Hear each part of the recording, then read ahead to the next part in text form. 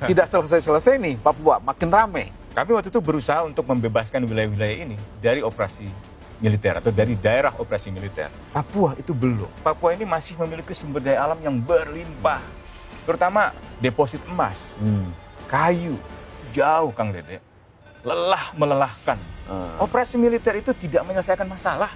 Selama masa Orde Baru, apakah masalah Aceh selesai? Enggak. Sekarang di Papua, angka-angka kematian yang tertinggi adalah kematian warga sipil. Ini ada isu lain itu ya. Reformasi.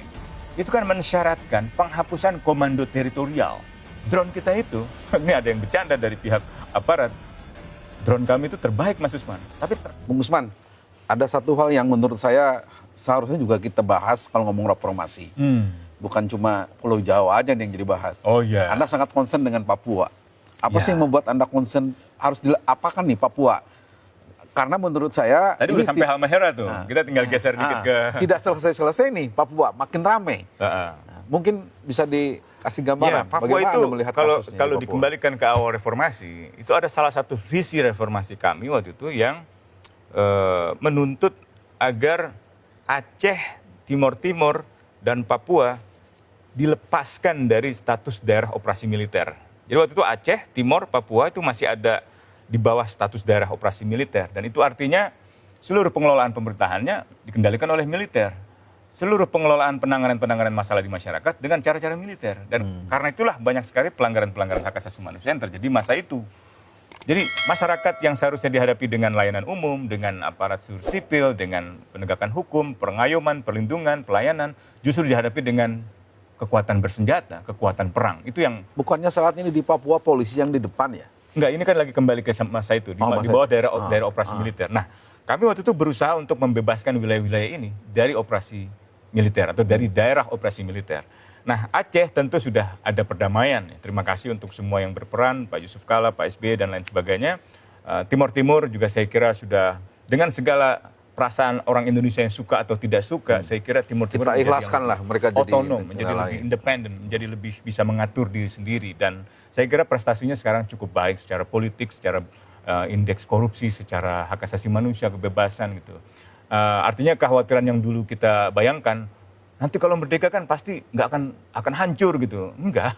Itu sama seperti orang Belanda dulu, kalau Indonesia merdeka nanti akan hancur. Ternyata kan enggak juga gitu ya. Nah, Papua ini belum. Jadi Aceh sudah aman ya. Untuk Timor saya terima kasih ke Pak Habibie memberikan penyelesaian demokratis gitu ya. Meskipun kejahatan kemanusiaannya belum selesai, Papua itu belum. Nah, kebetulan Papua ini masih memiliki sumber daya alam yang berlimpah. Terutama deposit emas, kayu, mineral, Tembaga. gas, tembaga, banyak lah. Dan itu yang saya kira menjadi sumber konflik di sana. Bukan hanya konflik di sana, tapi konflik orang-orang di sini untuk memperebutkan sumber daya di sana. Jadi konflik ini udah beragam. Ada konflik subnasional antara pemerintah pusat dengan pemerintah Papua, termasuk kelompok bersenjatanya. Lalu konflik memperebutkan sumber daya alamnya, ini baik itu di sektor publik pemerintahan maupun di sektor swasta antara perusahaan-perusahaan. Yang ketiga adalah konflik-konflik yang sifatnya lokal ini antara penduduk asli dengan pendatang. Ini yang sangat saya khawatirkan sekali sekarang terjadi gitu. Jadi harus ada solusi, harus ada upaya penyelesaian damai seperti Aceh gitu. Kalau memang banyak orang pemerintah, kami tidak ingin Usman dengan pengalaman Timur Timur itu terulang. Ya udah, selesaikan dengan cara Aceh. Meskipun dalam hati saya kadang-kadang kan saya sering pulang-balik Papua itu jauh Kang Dede, lelah melelahkan. Dan saya sering kali ditelepon, dihubungi sampai minggu-minggu terakhir ini, ya selama belasan puluhan tahun ini, kalau teman-teman Papua itu ke Jakarta, baik itu aktivis, korban, atau pendeta, atau tokoh adat, atau bahkan anggota MRP misalnya, itu meminta saya untuk membantu dipertemukan dengan pejabat di Jakarta. Dan kadang-kadang Anda ketika tadi diselesaikan dengan cara Aceh lewat perundingan, lah perundingan, bukan operasi militer. bukan. Operasi militer itu tidak menyelesaikan masalah. Selama masa Orde Baru, apakah masalah Aceh selesai? Enggak. Apakah dengan daerah operasi militer di Aceh selesai? Enggak. Di Papua? Enggak. Di Timor? Enggak. Enggak ada yang selesai. Yang ada adalah warga sipil jadi korban, orang Papua jadi korban, orang Aceh jadi korban, orang Timor jadi korban, dan orang Indonesia jadi korban. Maksudnya anggota TNI, anggota Polri. Dan kalau kita lihat sekarang di Papua, angka-angka kematian yang tertinggi adalah kematian warga sipil. Karena mereka nggak bersenjata, mereka orang biasa dan tidak terlibat dalam konflik, mereka hanya warga biasa. Tapi angka kematian tertinggi yang kedua setelah warga sipil adalah anggota TNI Polri. Baru kemudian anggota OPM, TPNPB gitu. Itu jumlahnya sudah saya sampaikan di Lemhanas, di kantor Wapres, di kantor Kemenko Polhukam, dan tidak ada jalan lain kecuali menyelesaikan secara dialog. Dan Nah, dialog ini siapa aja? Pemerintah. ya bisa Kemudian, secara adversarial siapa aja? seperti Kalau- Aceh ya, pemerintah Indonesia dengan Gerakan Aceh Merdeka. Ya.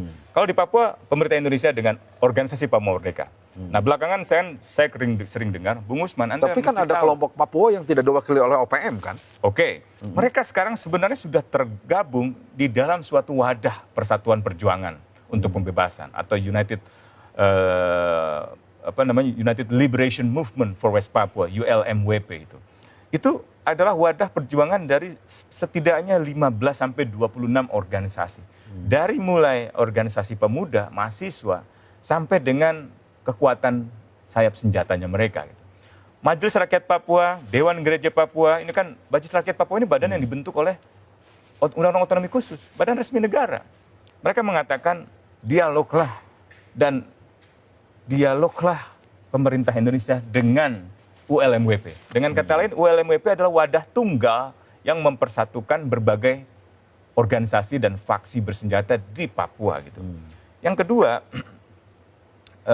yang saya juga ingin tekankan adalah Dewan Gereja Papua sampai tanggal 10 Mei kemarin masih meminta pemerintah Indonesia untuk berdialog, untuk duduk. Mungkin dialognya tidak akan mudah, mungkin dialognya tidak akan cepat, misalnya bulan depan atau bulan Agustus gitu. Seperti Aceh kan memanfaatkan momen Agustus gitu. Aceh saja saya kira perlu waktu itu sejak 2004 terjadinya tsunami sampai ditandatanganinya perjanjian Helsinki itu gitu. Nah, itu perlu ada yang dibicarakan. Kalau orang Papua itu sering mengilustrasikan ke saya itu seperti ini. Ubi. Jadi mereka punya kebun ubi mereka yang tanam, leluhur mereka yang tanam, dan sekarang Jakarta meminta. Mereka bukan tidak mau kasih, mereka mau kasih. Tapi mereka minta izin, tolong biarkan kami yang memotong ubinya. Biarkan saya, Kang Dede, yang memotong ubi supaya permintaan Kang Dede saya penuhi. Yang sekarang terjadi, Kang Dede merebut pisau saya, Memotong sendiri dan mengambil kebun saya dengan membawa senjata. Tapi Bung Usman, agak beda nih Aceh dengan Papua. Bedanya di mana? Aceh itu tercipta perdamaian katanya setelah sumber daya alamnya habis. Ya. Papua ini kan masih banyak seperti yang Anda bilang tadi. Ya. Kayaknya bener nggak nih kira-kira selama sumber daya alam melimpah seperti ini, Ya. penyelesaiannya akan susah kalau harus sampai Memang akan Burundi. susah. Ini ada governance yang nggak beres, ada tata kelola pemerintahan yang nggak beres, yang berakibat pelanggaran hak asasi manusia terus terjadi di Papua. Yang saya maksud governance adalah pengelolaan dana-dana untuk pelayanan umum. Misalnya dana otsus atau dana alokasi umum untuk Papua misalnya gitu ya. Itu kan seluruhnya sebenarnya untuk pelayanan umum. Tapi kalau kita ke Papua, pelayanan umum itu sangat minimalis. Kalau kita ke rumah sakit, ya jaraknya jauh. Misalnya orang di Asmat pernah ada kelaparan, inget gak? Iya, iya. Itu harus naik perahu, naik boat 2-3 malam. Sampai lokasi, belum tentu ada dokter. Kalau ada dokter, belum tentu ada alatnya. Sekolah juga begitu. Banyak orang di Papua yang kesulitan untuk mendapatkan tenaga pengajar yang terbaik. Karena guru-gurunya tidak semuanya hadir gitu. Ada orang di sana bercanda itu, mungkin guru-gurunya remnya blong. Jadi tidak sempat berhenti di sekolah itu. Terus gitu. Jadi sekolah itu akhirnya tidak ada gurunya gitu. Nah, ada banyak lagi layanan umum lainnya gitu. Yang saya kira sampai sekarang pemerintah katanya mencoba memperbaiki layanan infrastruktur. Tapi yang saya lihat infrastrukturnya itu bukan untuk menghubungkan akses orang di Asmat menuju rumah sakit. Tapi untuk menghubungkan lokasi di mana titik-titik eksploitasi sumber daya alam itu bisa segera diekspor melalui pelabuhan-pelabuhan. Jadi titik-titik arus modal itu yang justru kelihatan lebih diprioritaskan. Dan saya pernah didatangi oleh mungkin belasan kepala suku di kantor Amnesty, waktu itu akhirnya bertemu dengan pelapor khusus PBB untuk hak atas pangan. Jadi mereka mengeluh kenapa Pak Jokowi, mereka menyebut Pak Jokowi, nggak pakai J, Yo. Biasanya orang Papua itu Yokowi menyebutnya. Pak Yokowi itu tidak izin ke saya untuk bangun jalan besar itu. Karena kebun sagu saya terbelah, kata dia gitu. Jadi saya kesulitan untuk menuju kebun sagu saya itu, misalnya itu. Belum lagi yang kayu-kayunya diambil, satwa-satwanya juga diambil. Saya kira beberapa bulan lalu majalah Tempo meliput penyelundupan satwa langka yang menggunakan kapal perang angkatan laut. Itu waktu itu masih Pak Yudo. Kasalnya. Ini gimana? Kita bicara republik, kita bicara negara, kesatuan Republik Indonesia, tapi kita kurang jujur dalam melihat apa sebenarnya masalah. Saya kasihan juga dengan prajurit-prajurit di lapangan itu yang sekarang banyak yang tewas, banyak yang gugur. Kenapa? Karena mereka juga tidak dilengkapi dengan perlindungan yang memadai.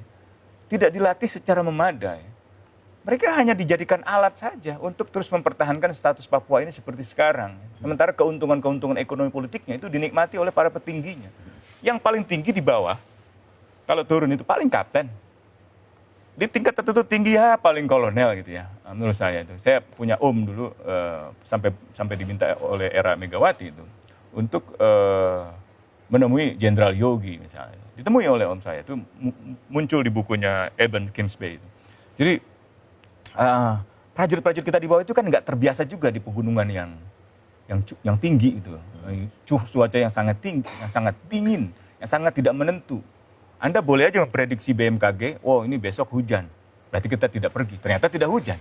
Oh, BMKG mengatakan aman, cuaca baik, kita naik ke atas, tiba-tiba hujan lebat tidak terkira. Nah itu yang dirasakan oleh para prajurit. Makanan juga mereka nggak cukup, Kang Dede. Intinya memang menurut Anda pendekatan keamanan itu usang. Udah, tinggalin aja.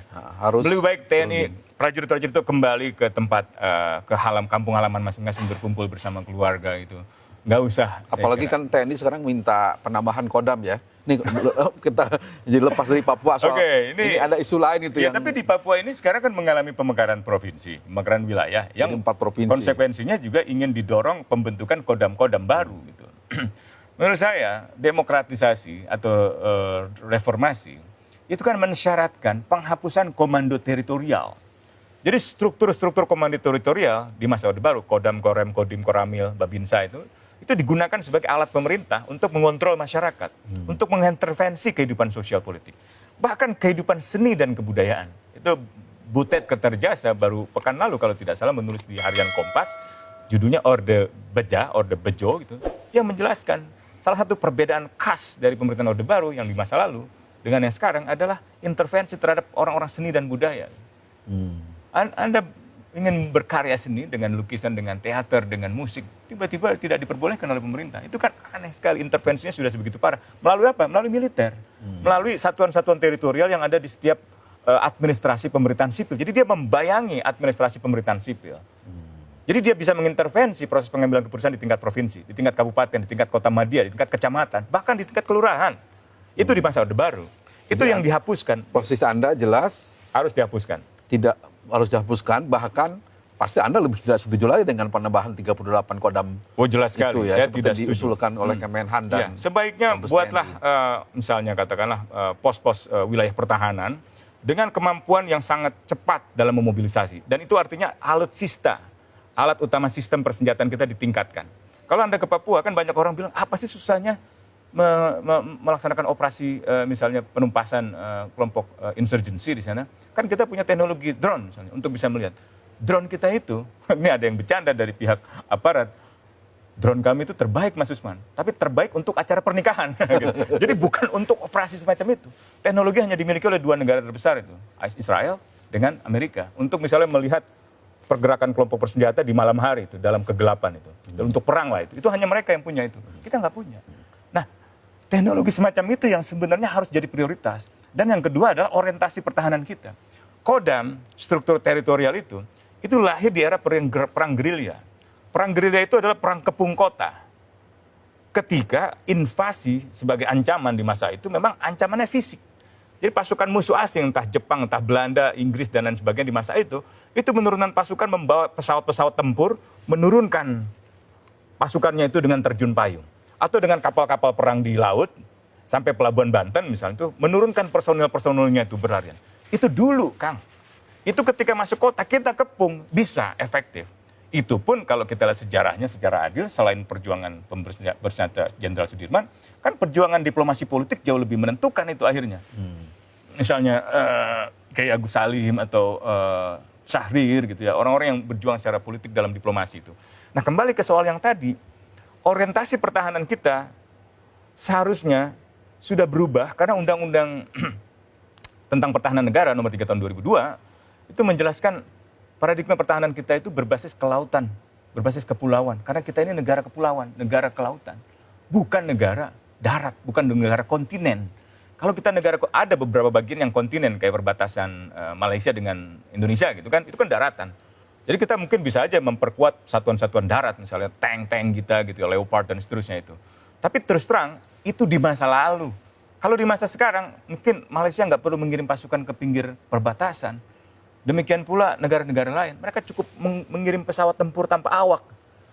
Teknologi semacam itu yang harusnya kita kejar gitu. Nah, orientasi pembangunan postur pertahanan yang saya maksud bukan lagi gerilya, itu juga harus mensyaratkan perubahan komposisi matra. Jadi sekarang itu yang harus dibesarkan, diseimbangi lah kalau misalnya itu menyinggung, adalah angkatan laut dan angkatan udara dibesarkan, angkatan udara. Jadi pertahanan udara kita itu kan selama ini dianggap nggak terlalu kuat, bahkan di atas langit Indonesia yang Singapura itu kan ramai itu perdebatannya itu. Demikian pula laut kita. Di Halmahera, di mana ini Tual, di Maluku itu banyak sekali ikan-ikan kita yang diambil oleh kapal-kapal asing.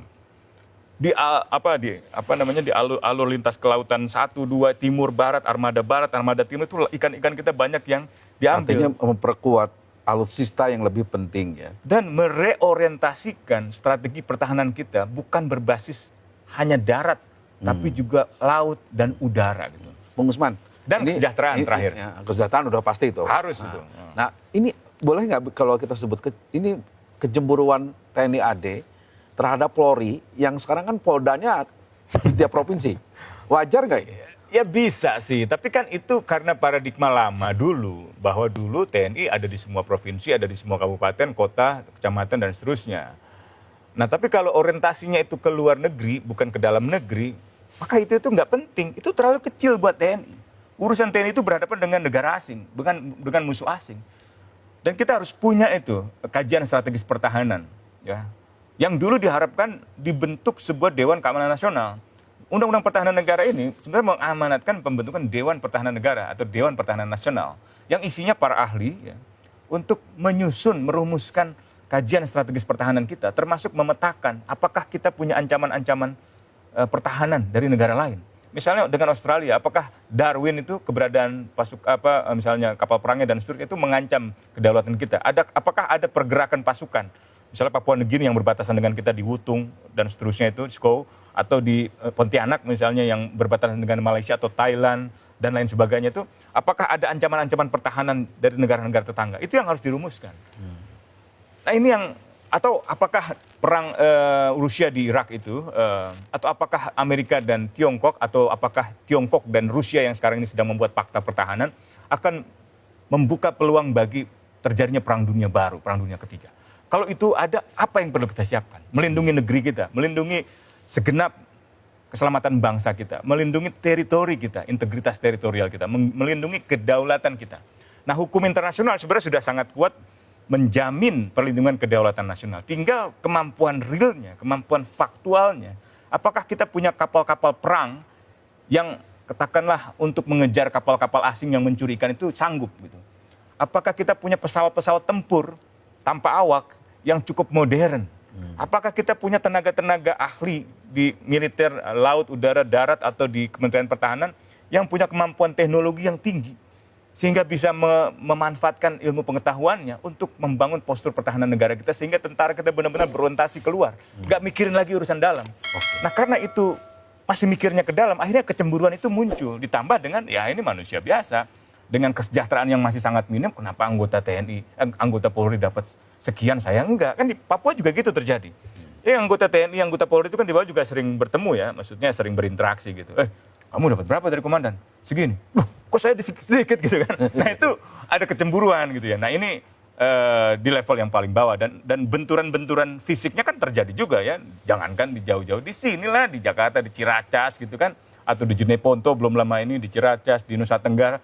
benturan TNI Polri di tingkat bawah itu bisa terjadi karena kecemburuan-kecemburuan semacam itu. Dan menurut saya ini harus dipikirkan oleh otoritas sipil, oleh elit-elit sipil untuk memperhatikan dana mereka, kesejahteraan mereka gitu. Bukan mereka yang mencari sendiri kesejahteraan itu. Kalau mereka mencari sendiri kesejahteraan itu, ya akhirnya menyimpang dari tugas-tugas pokoknya, tugas-tugas pertahanan. Oke, artinya masih banyak PR reformasi kita di kalangan sipil maupun di TNI Polri. Juga yang paling penting tadi adalah penegakan hak asasi manusia. Ya. Oke, Bang Usman. Alhamdulillah terima selesai, kasih Kang Dede.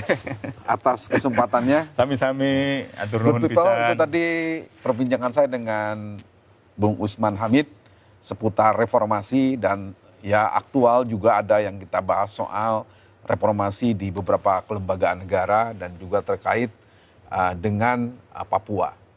Terima kasih, semoga bermanfaat. Salam.